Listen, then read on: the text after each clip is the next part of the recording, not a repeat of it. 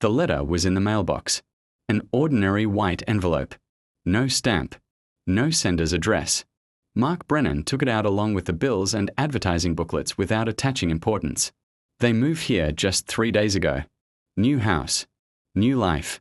An old 2-story Victorian building on a quiet Westfield street. Big trees. Green lawns. Neighbors who wave their hands when you pass by. The perfect place for the family. Mark entered the house, threw the mail on the kitchen table, and opened the envelope. There was only one piece of paper inside. Printed letters. He started reading. Dear new homeowners. Let me congratulate you on your move. I'm watching this house before you were born. Mark frowned. Just kidding. He continued to read. My grandfather followed him in the 1920s. My father followed him in the 1960s. Now it's my turn. The house was patient. He was waiting for you. Mark felt a strange warmth in his chest. Not fear. Something else. Like a cold breath on your back. He turned the letter. There was more. I see that you have 3 children. They are beautiful. Especially the younger one. Mark stopped breathing. He slowly raised his head. The children played in the yard. He just left them there. It's just someone's stupid joke, said his wife Sarah. She read the letter for the 3rd time. Her voice was calm. But my hands were shaking. One of the neighbors, she added. Maybe, Mark replied. But there was something in the letter that did not give him peace. Details. I saw your children running around the backyard. The house loves young blood. Have you already found what's inside the walls? This is not normal, Sarah said softly. Maybe the previous owners. Mark began. Why didn't they say anything? Mark didn't answer. He went to the window. I looked at the street. Quiet. Lanterns. And the dark windows of the neighboring houses. Suddenly he had a feeling. As if someone is watching. The second letter arrived 2 days later. Again without a stamp. Again the same handwriting. Mark opened it right outside the mailbox. I see you've started the repair. Why are you changing the house? He was perfect. Mark slowly read on. Where do you sleep? On the 2nd floor. Or in the attic. His heart began to beat faster. He turned the letter. I'm watching. I'll be watching. The house asked for young people. You brought them. Mark ran to the house. Sarah. She was standing in the kitchen. What happened? He held out a letter. After a moment, her face turned pale. He knows. She whispered. What? We started the repair yesterday. No one could see it. Contractors worked in the yard behind the house. They went to the police. The detective read the letters for a long time. Then he sighed.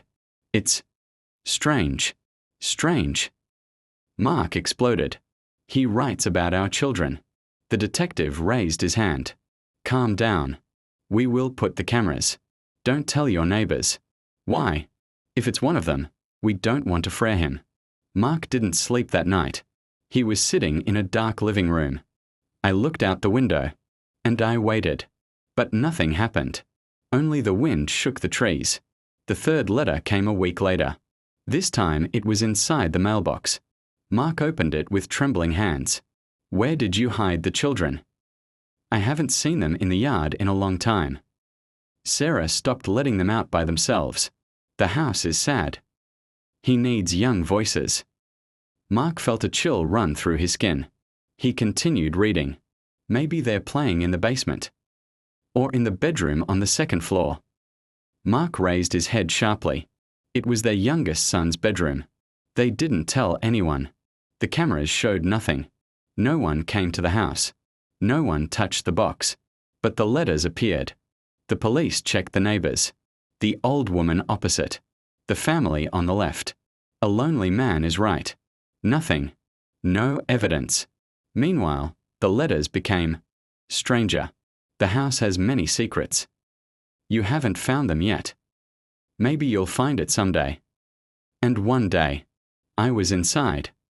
That night, Mark checked all the doors. Castles. Windows. Basement. Attic. Nothing. But when he returned to the kitchen, there was an envelope on the table. New.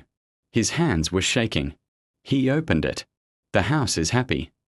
He's full of life now. Mark continued to read. Slowly. With fear. Do you know the history of this house? How many families lived here? How many of them are left? The last line was written in capital letters. Why do you think the house was sold? After a month, they stopped sleeping. Sarah was afraid to be alone. The children did not understand what was happening. And the letters did not stop. The house is patient. Me too. Mark began to suspect everyone. Neighbors, contractors, even the police. But one evening he saw something strange. In the next house. In the window in the attic. There was a man. I looked straight at their house. Mark ran out into the street. But when he approached, the window was empty. No one. The next morning the letter came. Why were you trying to find me? I'm near. Mark read the next line. And his hands began to tremble. I've always been there. 6 months later, the family left. They couldn't live there anymore. The house was put up for sale. But there were no buyers. The letters became known. The story spread. But one day, the new family signed a contract. They didn't believe in the story. 3 days after moving, there was a letter in their mailbox. No stamp. No address. Inside it was written, Dear new owners, thank you for returning life to this house. And at the end, I've been watching this house before you were born.